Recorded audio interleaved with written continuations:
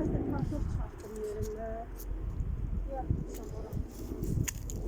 Biberler işte kalmışmış. Onları indi bu kalan biberler de çıkardım.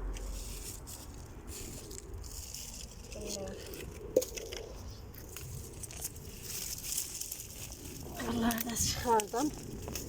Buranı kazak. Bura bizim kartofumuzun yeri. Kartof ekmiştik buna.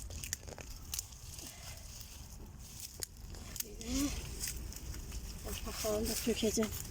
Birisi birikleri. Kübredir. Naturallı kübre. Şimdi kübreye ihtiyaç yoktu. Kazanda karışacak torpağa. Sokuldanlar yiyecek. Olacak hastaya şu gübre. Bak. İlk önce bir bağı temizleyip sonra kazacak. Sonra kartof eşecek inşallah. Gülləri də darvazanın çölünə əkəcəm. Çıxardacam bunları torpaqla. Ora torpaq tökülməli düşüb. Buradakı güllərin hamısını çıxardıb əkəcəm çölə. Ora təmiz olsan yer. Bibinin 3 ayrılıqda bağ bağçası var. Ondan da əlavə xırda yerləri var ki, orada əkin biçin Bax, eyni. kartofumuz var burada. Görsən səbiş. Kökü qurudur. Görük dibində nə var? Bu köhnə kartofdandır.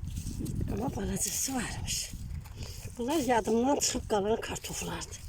Bu balacaları əkmişəm. Bunlar yadımdan çıxıb qalan kartofdur.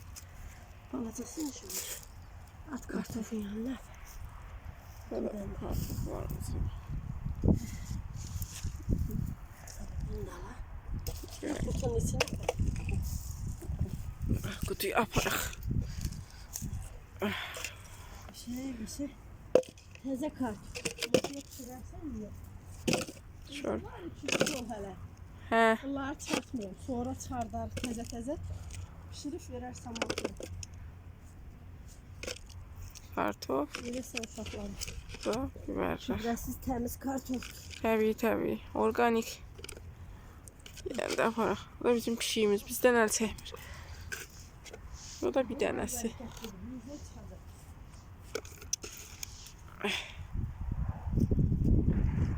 Biri də bu, biri də bu. Birdən əl çəkmirlər. Pişiklərin də səndən gəlir. Üçü də burada. Ana bala. Bunlar mənə naparniklik edirlər. Kömək elə. Soğanlarımız görsən axşamdan bəri nə qəşəng tikəldilər. Geçək. Yəni elədiyimiz. Yeni elədik soğanları. Bu balacaları böyüklərdən çək. Bax, burada da var. Aynen qəşəng. Çəkil o izə gərək. Hoppa.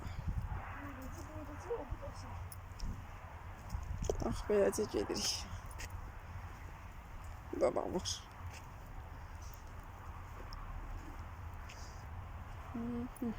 Çox əkibdir bu. Bu il lap çox əkibdir. Bura qədər.